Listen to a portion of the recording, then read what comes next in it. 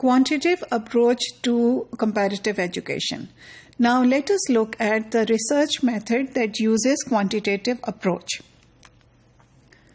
So what is the purpose of quantitative approach? The purpose of quantitative approach is the identification of laws.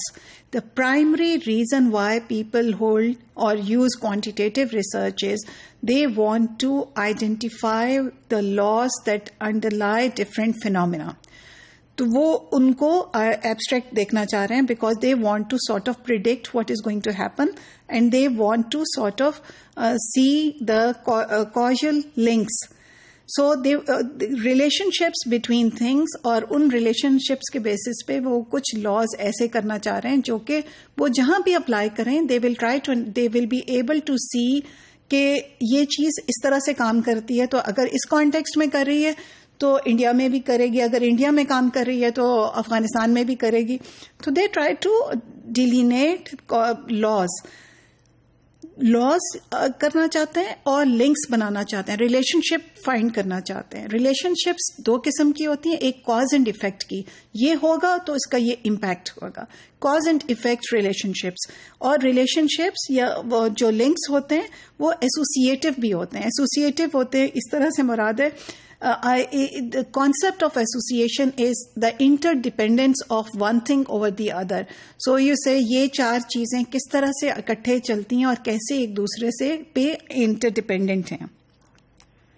So to do that, you are interested in only observable, quantifiable data.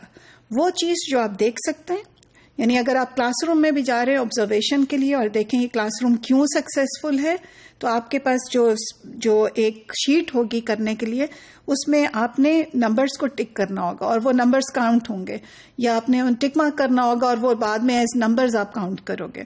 So you are not writing notes or anything, everything is quantity, all about quantity. And something that you can't observe with your senses is not seen as a part of the research. जो भी बंदे के जहन में कोई ख्याल आ रहा है तो ये क्वांटिटेटिव रिसर्च का इससे कोई ताल्लुक नहीं है. They are just talking about what is it that they can observe, what is it that they are telling you and you can perceive.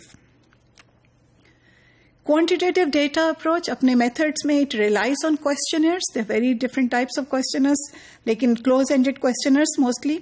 It uses national databases, it uses international databases. International ये करते हैं कि जैसे कोई भी research किसी ने किसी मकसद के लिए की तो उसमें काफ़ी सारे वेरिएबल्स हैं, उन वेरिएबल्स को ये मुख्तलिफ किस्म के वेरिएबल्स यूज़ करके उसकी रिग्रेशन निकाल लेते हैं, डिफरेंट टाइप्स ऑफ रिलेशनशिप्स देख लेते हैं.